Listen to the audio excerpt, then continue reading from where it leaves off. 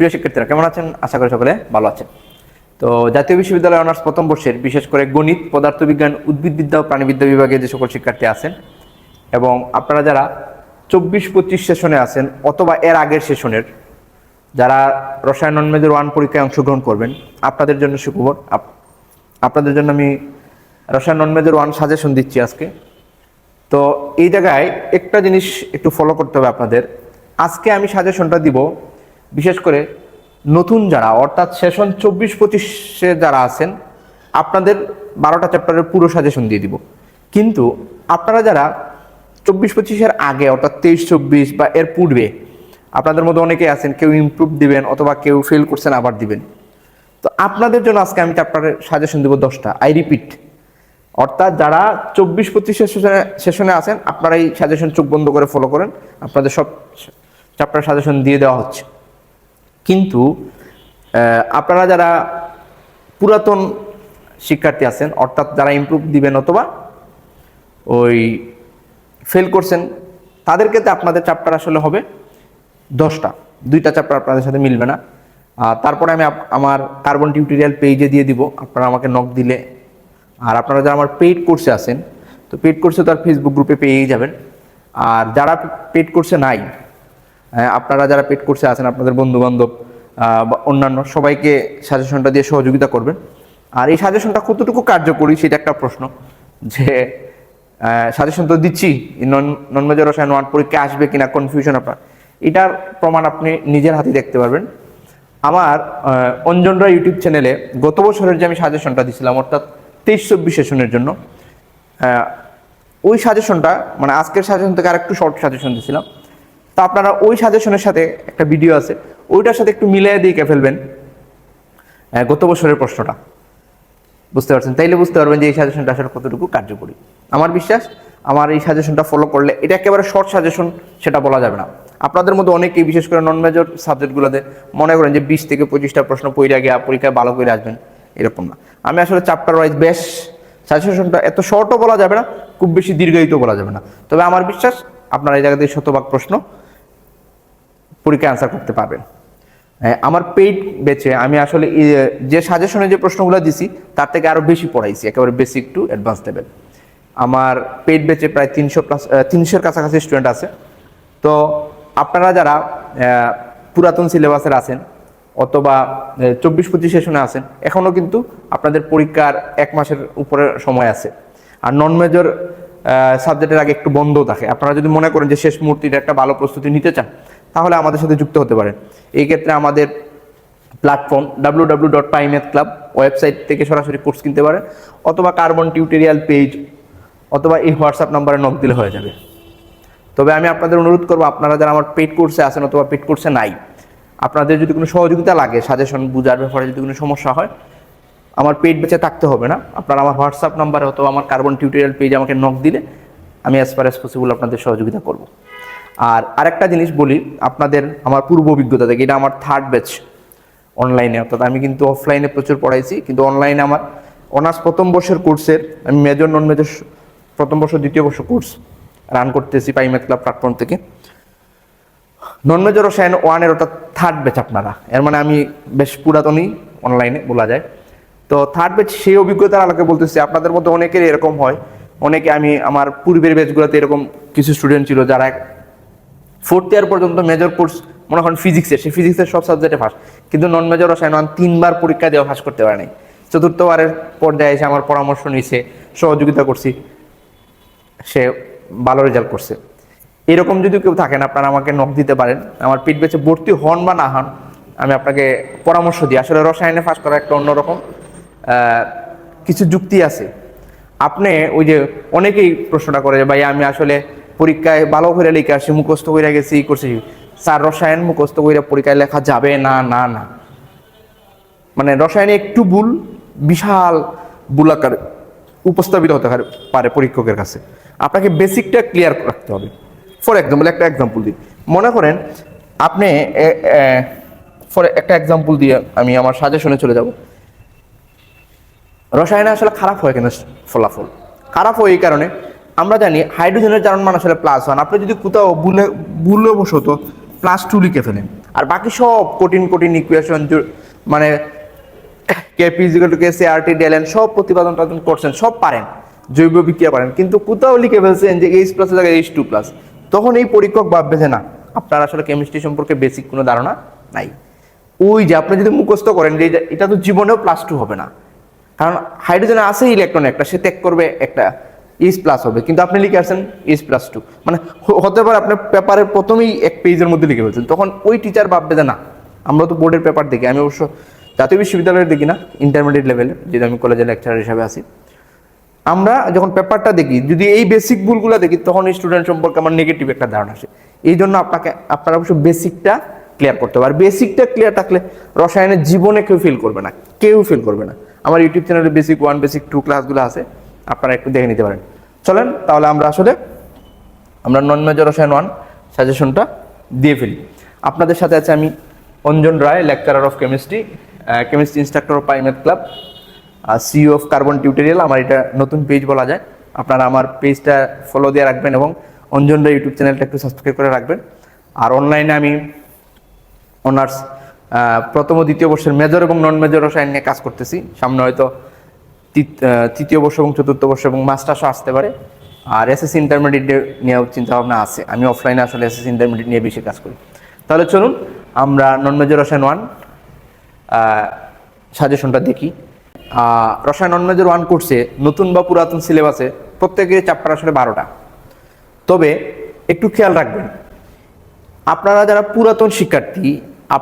পুরাতন শিক্ষার্থী আপনাদের জন্য এই প্রথম অধ্যায় এবং তৃতীয় অধ্যায় প্রয়োজন নাই, এটা নতুন সিলেবাসের। এই জন্যই দেখেন সাল দেওয়া নাই, কারণ এটা নতুন সিলেবাসে যুক্ত হয়েছে।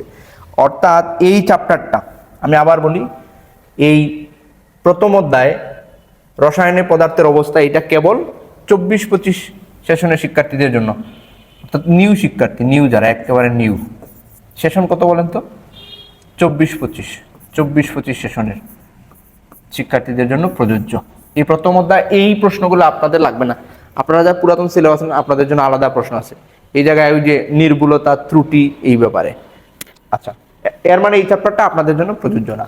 যারা নতুন সিলেবাসে আছেন তারা একটু দেখবেন প্লাজমা অবস্থা কাকে বলে, প্রাকৃতিক ও কৃত্রিম প্লাজমার উদাহরণ দাও, ঠিক আছে? এই যে পদার্থের চতুর্থ অবস্থা বলতে যে প্লাজমা অবস্থা, এখন বলবেন যে এটা সালে আসে না, আপনাদের যেহেতু নতুন সিলেবাস সুতরাং এই জায়গা থেকে প্রশ্ন আসবেই, অর্থাৎ এই জায়গা থেকে আপনি একটা বা দুইটা প্রশ্ন পাবেন।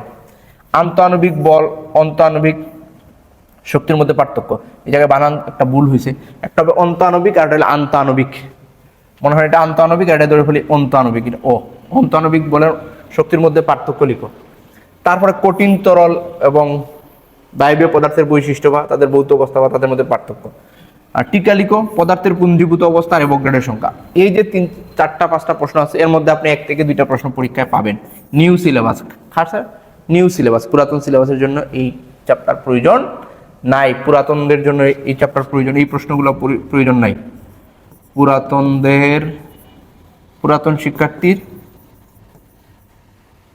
শিক্ষার্থীদের প্রয়োজন নাই,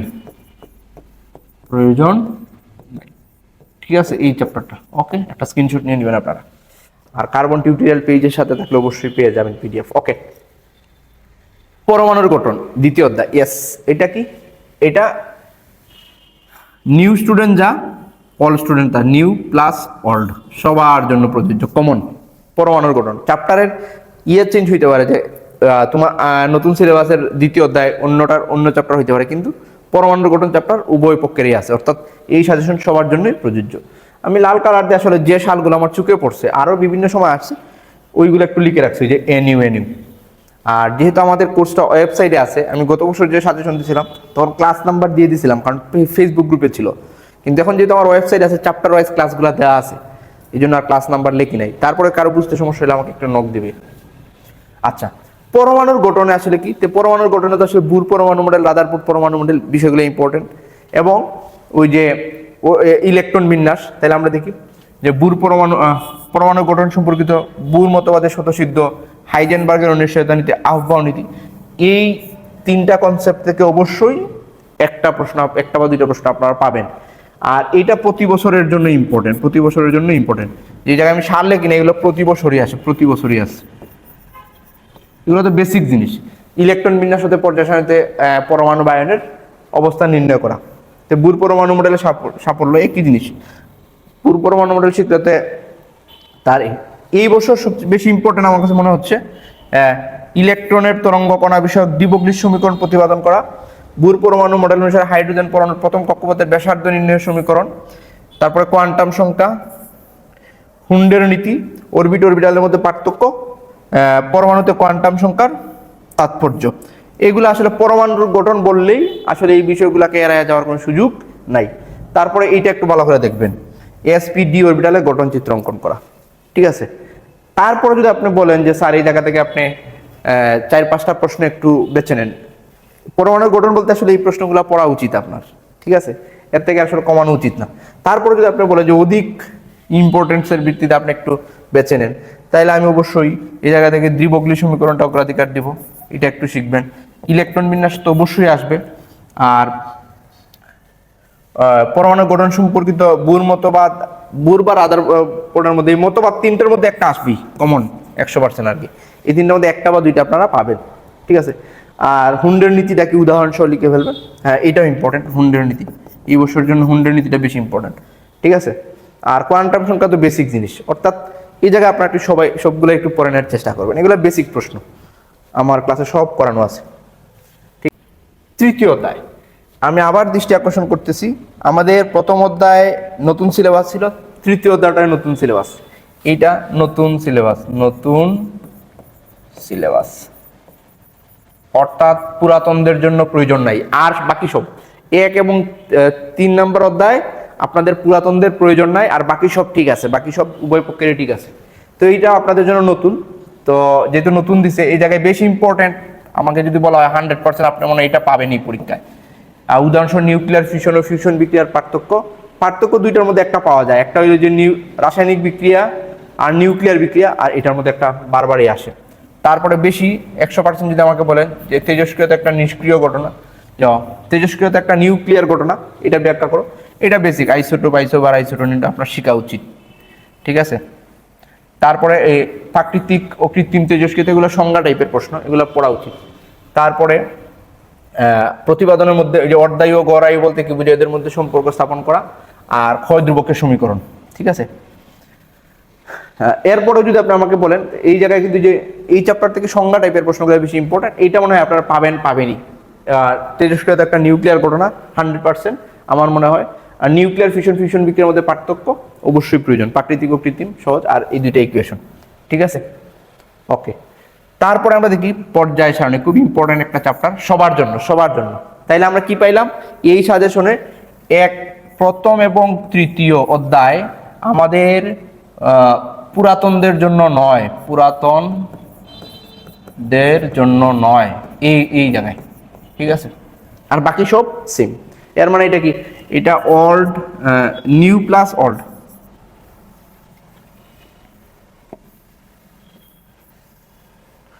অর্থাৎ এটা হ্যাঁ অল লিখে ফেললে হবে, বাকি সব অল সবার জন্য। কর্ণ সম্পর্ক কি আলোচনা করো, সহজ জিনিস। তারপরে তড়িৎ-ঋণাত্মকতা, আমার মনে হচ্ছে আবার তড়িৎ-ঋণাত্মকতা থেকে ইকুয়েশন আপনারা পাবেন। আর এগুলা তো যে অবস্থান্তর মৌল, একটা সংজ্ঞা শিখলে সব পারা যায়। স্ক্যান্ডিয়াম ও জিঙ্ক ডি ব্লক মৌল হলো অবস্থান্তর মৌল নয় কেন, ব্যাখ্যা করো।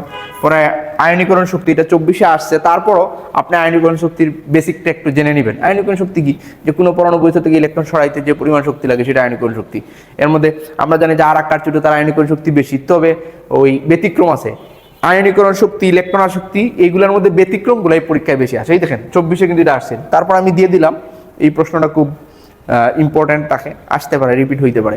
তো আপনি এইভাবে প্রশ্ন ওয়াইজ না শিখে চতুর্থ অধ্যায় বা পর্যায় সারণীর ক্ষেত্রে আপনাকে সাজেশন দিব, আপনি আয়নীকরণ শক্তি, ইলেকট্রন শক্তি, তড়িৎ-ঋণাত্মকতা এবং পরমাণুর আকার, এই আয়নীকরণ শক্তির সংজ্ঞাটা শিখবেন, ইলেকট্রন শক্তির সংজ্ঞাটা শিখবেন।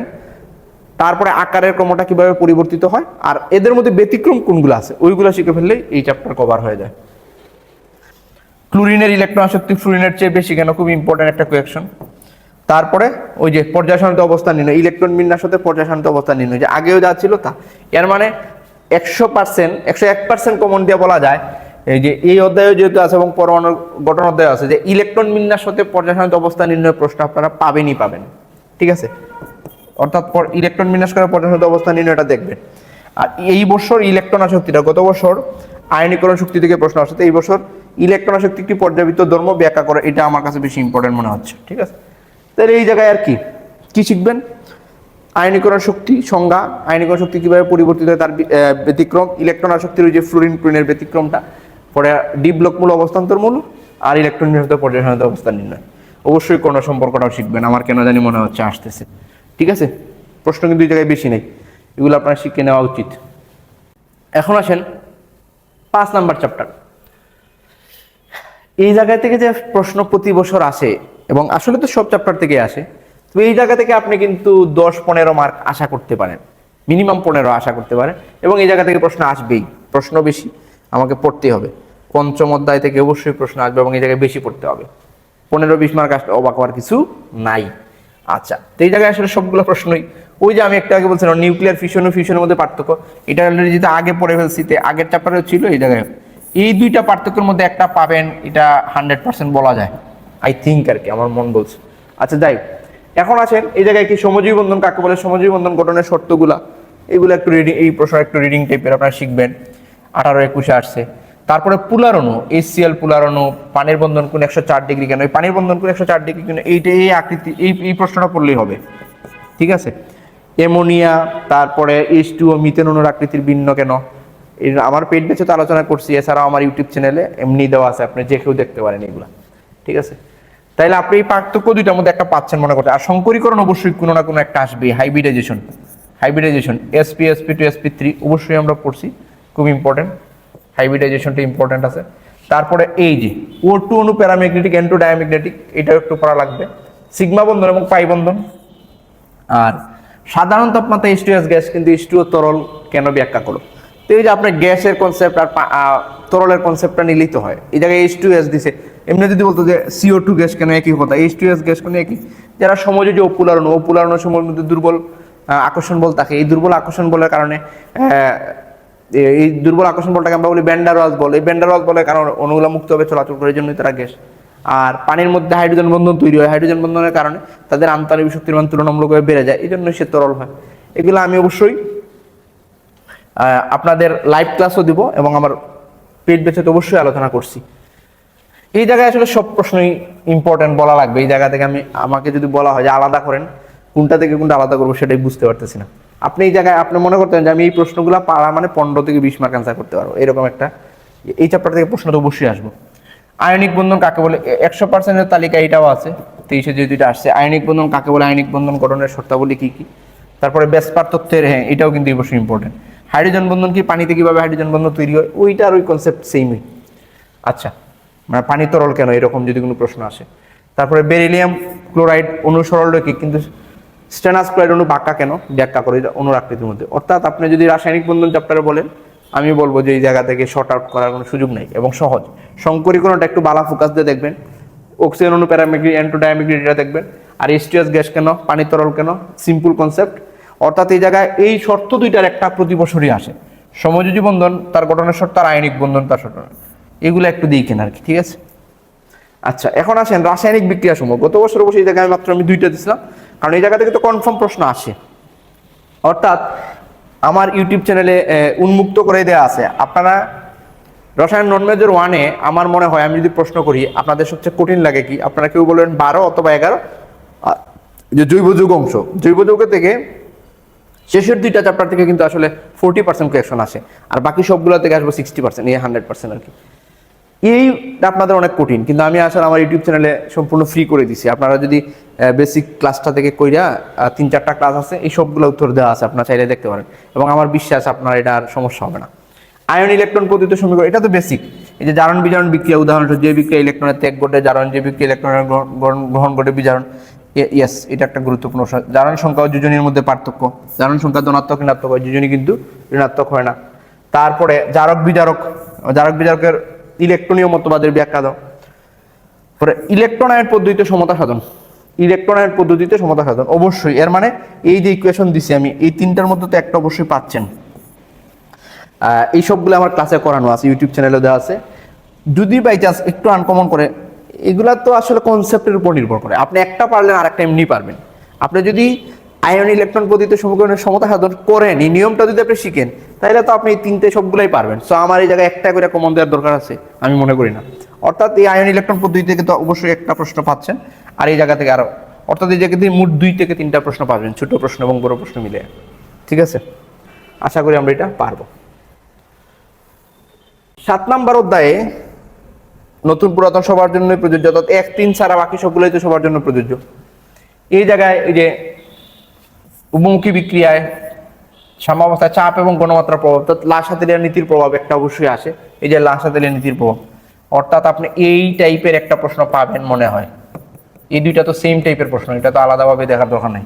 এই দুইটা সেম টাইপের প্রশ্ন, যে লাসাতেলিয়া নীতি ও ব্রণ নীতি কি, হেবার প্রণালীতে অ্যামোনিয়া শিল্প উৎপাদনে লাসাতেলিয়া নীতির প্রয়োগ। এই জায়গায় শুধু পজিটিভ কথাগুলো বললেই হবে।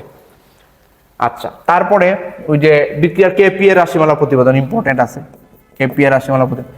আর ছোট প্রশ্ন অবশ্যই এই দুইটা, যে উপমুখী বিক্রিয়ার সাম্যাবস্থা বলতে কি বোঝায়, সাম্যাবস্থা একটি গতিশীল অবস্থার বেসিক প্রশ্ন, ছোট প্রশ্নের জন্য আছে। আচ্ছা, পরে কেপি কেসি এর মধ্যে সম্পর্ক প্রতিষ্ঠা বারবার আসে 23, অর্থাৎ এটা আপনাদের জন্য এই বছর 100%। কেপি কেসি এর মধ্যে সম্পর্ক প্রতিষ্ঠা করা, ঠিক আছে, যে প্রতিপাদন যেটাকে আমরা বলি। পরে সাম্যাঙ্ক বা সাম্য ধ্রুবক টিকা লেখো। আর 100% গ্যারান্টি এই 2 নিয়মের মধ্যে একটা ম্যাথ আসবে, একটা আসবে এই জায়গা থেকে, একটা আসবে এই দুইটা থেকে, একটা আসবে। হুবহু এটাই আসতে পারে, না তোমার মান চেঞ্জ করে আসবে, হুবহুই আসতে পারে। অর্থাৎ এই গণিত দুইটার মধ্যে একটা আপনার পরীক্ষায় পাবেন, লাসাতেলিয়া নীতির প্রভাব পাবেন আর প্রতিপাদন। অর্থাৎ এই চ্যাপ্টারে তো 3টা জিনিস, একটা হলো লাসাতেলিয়া নীতির প্রভাব, একটা হলো প্রতিপাদন করা, আর গাণিতিক সমস্যা। ঠিক আছে, আর তো রাসায়নিক সাম্যাবস্থা বলতে কি বোঝায়, এই বেসিকটা। আচ্ছা, তো 7 নাম্বার গেল, এটা আমাদের সবার all, for all, all all. আগের চ্যাপ্টার 2টা অল ছিল সবার জন্য, এটাও তো অল। চ্যাপ্টারের শিরোনামগুলো চেঞ্জ হয়েছে, 8-এর জায়গায় 7, 7-এর জায়গায় 8, এরকম, কিন্তু সবার জন্য আছে। এই জায়গায় দেখেন, গ্যাসের গতীয় সমীকরণ থেকে বয়েল, চার্লস এবং গ্রাহামের সূত্র প্রতিপাদন করা। আচ্ছা, বেশি ইম্পর্টেন্ট 100%, গ্যাসের গতিতত্ত্বের প্রধান স্বীকার্যগুলো লেখো, এটা ইম্পর্টেন্ট। আর আছে ওই যে আদর্শ আচরণ থেকে বিচ্যুতির কারণ। ঠিক আছে, অতি নিম্নচাপে উচ্চচাপে এরা বিচ্যুতি দেখায় কেন, প্রতিপাদনগুলো। হ্যাঁ, টিকা লেখো, RMS বর্গমূল গড় বর্গবেগ। তারপর ডাল্টনের আংশিক চাপ সূত্র, এটাও পড়তে হবে। এই জায়গায় প্রশ্নগুলো আসলে ইম্পর্টেন্ট। ঠিক আছে, বাস্তব গ্যাসের আদর্শ আচরণ থেকে বিচ্যুতির কারণ, এটা 24-এ চলে আসলেও ওইটারই একটা রূপ হইল কি, এই যেটা, মানে এটা 24-এ আসলে এর অনুরূপ হিসাবে ওইটা দিয়ে দিতে পারে। ঠিক আছে, ওই বাস্তব গ্যাসের আদর্শ আচরণ থেকে বিচ্যুতির কারণটা অবশ্যই আপনারা একটু দেখবেন। তারপরে তো ডাল্টনের আংশিক চাপ সূত্র আছে, এটাও দেখতে হবে। আমরা 8 নাম্বারে কিন্তু আরো প্রশ্ন বাকি আছে, 8 নাম্বারে কিন্তু আরো প্রশ্ন বাকি আছে। এই যে 8 নাম্বারে আর যে প্রশ্নগুলো আমাদের দেখতে হবে, গ্যাসের গতিতত্ত্বের সাহায্যে দেখাও যে স্থির তাপমাত্রা চাপে গ্যাসের ব্যাপন হার ঘনত্বের বর্গমূলের ব্যস্তানুপাতিক, এটা ইম্পর্টেন্ট আছে। ভ্যান ওয়ালস ধ্রুবক, ওই যে ভ্যান ওয়ালস সম্পর্কিত একটা কিছু না কিছু আসি, ওই যে বাস্তব গ্যাসের আদর্শ আচরণ থেকে বিচ্যুতির কারণেই বলেন, আর বাস্তব গ্যাসের জন্য ভ্যান ওয়ালস সমীকরণ প্রতিষ্ঠা করো। ঠিক আছে, আচ্ছা, গাণিতিক সমস্যা এই দুইটার মধ্যে একটা পাইতে পারেন, এই 2 নিয়মের মধ্যে। একটা হলো বর্গমূল গড় বর্গবেগ, আর একটা হলো কি গতিশক্তি হিসাব করা। আর টিকা লেখা অবশ্যই ইম্পর্টেন্ট, যে বর্গমূল গড় বর্গবেগ, একটু আগে বলছিলাম সম্ভাব্যতম বেগ আর অসমোটিভ চাপ। অর্থাৎ এই জায়গা থেকে আপনি, আমি যদি একটু শর্টকাট বলি, ম্যাথ শিখবেন গতিশক্তি নির্ণয় করা আর বর্গমূল গড় বর্গবেগ নির্ণয় করা, একটা টাইপ। আর একটা টাইপ হলো যে ভ্যান ডার ওয়ালস, ওই যে আদর্শ আচরণ থেকে বাস্তব গ্যাসের বিচ্যুতির কারণ। ঠিক আছে, এই টাইপটা আর শিখতে হবে আমাদের, ওই যে প্রতিপাদন করা, গ্যাসের গতীয় সমীকরণ থেকে প্রতিপাদন করা, ডাল্টনের আংশিক চাপ সূত্র, এইগুলো সময় ইম্পর্টেন্ট। আচ্ছা, তরল ও দ্রবণ, আমি যে পর্যন্ত সাজেশন দিচ্ছি, এটা কিন্তু আমার কেবল এই চ্যাপ্টারটাই আমি আসলে ওয়েবসাইটে এখনো দিয়ে দিব 2-1 দিনের মধ্যেই, তাইলে আমাদের কোর্স 100% কমপ্লিট আর কি। এটা রেকর্ড একটা আছে, বাট আমি আর একটু বেটার রেকর্ডেড ক্লাস দিতে চাচ্ছি বলেই দিই নেই, তবে দিয়ে দিব 2-1 দিনের মধ্যে। ওকে, তরল ও দ্রবণ, তো এই জায়গা থেকে অবশ্যই প্রশ্ন আপনি পাচ্ছেন, বেশি কোয়েকশন, বেশি 100% যদি আপনাকে বলেন, পার্থক্য টাইপের প্রশ্নটা মনে হইতেছে ইম্পর্টেন্ট বেশি। এই যে অসমোসিস ও ব্যাপনের মধ্যে পার্থক্য, আর এটা তো বারবার ইম্পর্টেন্ট, কলিগেটিভ ধর্মাবলী কি, এদের মধ্যে কোনটি মৌলিক এবং কেন। তারপর আদর্শ অনাদর্শের বৈশিষ্ট্য, সিম্পল বিষয় হেনরির সূত্র। অর্থাৎ এই 3টা প্রশ্নের মধ্যে কপাল ভালো থাকলে আপনি 2টাও পাইতে পারেন, এই 3টার মধ্যে। ঠিক আছে, এই জায়গা থেকে 2টা পাইতে পারেন। আর অবশ্যই গাণিতিক সমস্যা করা লাগবে। ঠিক আছে, অবশ্যই গাণিতিক সমস্যা করা লাগবে। অর্থাৎ এই 3টা থেকে একটা বা 2টা, আর এই গাণিতিক সমস্যা থেকে একটা পাবেন। অর্থাৎ এই জায়গা থেকে আপনি 2-3টা প্রশ্ন পরীক্ষায় পাবেন। ঠিক আছে, প্রশ্ন কিন্তু বেশি না, সো আর শর্টকাট করতে বুঝলেন না। ঠিক আছে, তাইলে আমরা 9 পর্যন্ত গেল, এখন আসেন 10। ঠিক আছে, আচ্ছা এই 10 নম্বর অধ্যায়ে যে জিনিসটা পিএইচ এবং বাফার, এই চ্যাপ্টারের নামগুলো কিন্তু নতুন সিলেবাস অনুযায়ী, পুরাতন সিলেবাসের সাথে আপনার চ্যাপ্টারের নম্বর এবং নাম মিলালে কিন্তু হবে না, কিন্তু এগুলো আছে, বুঝছেন, এগুলো আছে। ওকে, এখন আসেন ওই যে পিএইচ এবং বাফার দ্রবণের ক্ষেত্রে। পিএইচ কি? পিএইচ স্কেল 0 থেকে 14 পর্যন্ত, এটা প্রতিপাদন, এটা ইম্পর্টেন্ট কোয়েকশন। তারপর অম্লীয় বাফার দ্রবণ কি কোয়েকশন, এগুলো তার 100% প্রশ্ন, 100% এর কমন প্রশ্ন। তারপর পানির আয়নিক গুণফল, এটাও ইম্পর্টেন্ট। ওয়াসওয়াল্ডের লঘুকরণ সূত্র এই বছর আমি ইম্পর্টেন্ট দিব, এটাও দিব ইম্পর্টেন্ট। অর্থাৎ প্রতিপাদনের মধ্যে এইগুলা। আর যেহেতু এটা অম্লকারক নিয়ে কথাবার্তা, তো আপনার উচিত হবে লুইস, ব্রনস্টেড এবং লাউরি 3টা মতবাদ সম্পর্কে ক্লিয়ার হওয়া, যেমন অনুবন্ধী অম্ল, অনুবন্ধী ক্ষারক। অর্থাৎ এই 3টা মতবাদের মধ্যে একটা মতবাদ অবশ্যই আসবে, আই থিঙ্ক 100% এর মধ্যে আমি রাখতে চাই 3টা মতবাদের মধ্যে যে কোনো একটা। আর ওইদিকে ওই যে অম্লীয় বাফার দ্রবণ ক্রিয়া কৌশল বেশি ইম্পর্টেন্ট। তারপরে ওয়াসওয়াল্ডের লঘুকরণ সূত্র, হেন্ডারসন হেসেলবার্গ সমীকরণ, এই তো কয়েকটা প্রশ্নই, এই জায়গায় খুব বেশি প্রশ্ন নাই, এগুলো শিখা লাগবে। ঠিক আছে, এখন আমরা দিব এই পর্যন্ত যা দিলাম, আমি বলি 1 থেকে আমরা 1 নাম্বার চ্যাপ্টার থেকে 10 নাম্বার চ্যাপ্টার পর্যন্ত যে 10টা চ্যাপ্টার দিছি, এই 10টা চ্যাপ্টারের মধ্যে আপনাদের 60% বা 65% প্রশ্ন হয়। ঠিক আছে, আচ্ছা এই চ্যাপ্টারগুলোর মধ্যে বলেন তো 1 নং এবং 3 নং পুরাতন সিলেবাসের জন্য প্রযোজ্য নয়, আর বাকি সবগুলা সবার জন্যই কি প্রযোজ্য, নতুন সিলেবাসের জন্য তো সব প্রযোজ্য। ঠিক আছে, আচ্ছা এখন আসলে আমি সাজেশন যে 2টা অধ্যায় দিব, একাদশ অধ্যায় এবং দ্বাদশ অধ্যায়। এখন এই জায়গায় দেখেন আমি কিন্তু এই ডাইন পাশে সাল লেখি নাই, সাল লেখলে বারবার আসছে, এই 2-1টা চোখে পড়ছিল, এই জন্যই লিখছি। এখন একাদশ অধ্যায় এবং দ্বাদশ অধ্যায় একটু স্পেশাল বা অন্যরকম, আমি এই 2টা পেজ একসাথে এনে দিচ্ছি। কেন প্রশ্ন হলো কেন, যে স্যার আপনার নন মেজর রসায়ন 1-এ আপনি যদি একটা প্রশ্ন কোয়েকশন বের করেন পূর্ববর্তী পরীক্ষার, তাহলে আপনি দেখবেন এই 1 থেকে 10 পর্যন্ত অধ্যায়, 1 থেকে 10 পর্যন্ত অধ্যায়ে মোট 60% মতো বা 65% কোয়েকশন আসতো। আর এই 12, 11 এবং 12 এই 2টা চ্যাপ্টার থেকে আসলে প্রায় 40% কোয়েকশন আসে। আপনারা যে সকল শিক্ষার্থী বারবার নন মেজর রসায়ন 1 দিয়ে ফেল করেন, এদের অন্যতম কারণ হলো আপনারা কি করেন না, এই জৈব যৌগ এড়াইয়া যান। এবং জৈব যৌগ, এই যে অ্যারোমেটিক যৌগের অংশ, আমি কিন্তু এই জায়গায় সাল দিই নাই, এগুলো অসংখ্য, মানে এগুলো বাধ্যতামূলক শিক্ষা লাগবে, জাস্ট আর কোনো কিছু আমি বলবো না। এই জায়গায় যে আমি আলাদা করে একটা করবো এরকম না, বাধ্যতামূলক। কারণ এই জায়গা থেকে প্রায় 40 মার্কের কোয়েকশন আসতে মানে আপনি আশা করতে পারেন, 40% আপনার যে প্রশ্ন আসবে প্রশ্নের 40%, আপনি কোনটা বাদ দিবেন? এখন অর্গানিকে ব্যক্তিগতভাবে যদি আপনারা আমাকে প্রশ্ন করেন যে স্যার আপনার কোন অংশটা আসলে ভালো লাগে, আমার আসলে অর্গানিকটা আমার পছন্দের, বুঝছেন। তো আমাদের পেইড ব্যাচে বা পেইড গ্রুপে সুন্দর করে এবং ইউটিউবে অনেকগুলো ক্লাস আসলে যে অ্যারোমেটিক অংশের উপরে দেওয়া আছে। ঠিক আছে, আমার বিশ্বাস আমাদের পেইড ব্যাচের কারোই এই অংশ থেকে কোনো প্রশ্ন মিস হবে না। ঠিক আছে, তো তারপরে যদি কারো কোনো সমস্যা থাকে আমাকে নক দিবেন। এই জায়গায় আমি ডান পাশে সাল লিখি না, মানে এটা ইম্পর্টেন্ট না এটা বলা যাবে না। ঠিক আছে, তো এই জায়গায় যে কার্বোক্যাটায়ন, কার্বন আয়ন এবং ফ্রি রেডিকেল, এই যে 3টা, এই 3টা থেকে তো 100% কমন একটা বা একটা প্রশ্ন আপনি পাচ্ছেন। এই 3টা থেকে অবশ্যই একটা পাবেন, যে কোনোটা। কার্বোক্যাটায়ন হইতে পারে, কার্বন আয়ন বা ফ্রি রেডিকেলের সক্রিয়তার ক্রম, সুন্দর করে আমরা ক্লাস নিয়েছি, পড়াইছি। অ্যালকেনের নিষ্ক্রিয়তা, এই যে ফেরাফিন, এই যে এই টাইপের একটা প্রশ্ন, যে অ্যালকেন বা হাইড্রোকার্বন পানিতে দ্রবণীকরণ, এর মধ্যেও যদি একটা আসে আমি অবাক হব না, এই 2টার মধ্যে। এবং এটাও ইম্পর্টেন্ট। এবং ওই যে গাঠনিক সংকেত, ইউপিএফ পদ্ধতির নাম, এগুলো বিগত এগুলাও আসবে। ঠিক আছে, অর্থাৎ এই জায়গা থেকে তারপরে দেখেন, এগুলো আমি পরবর্তীতে লিখছি যে অ্যালকোহল শনাক্তকরণ, অ্যালকোহলের প্রস্তুতি অথবা তাদের শনাক্তকরণ থেকে একটা অবশ্যই আসে।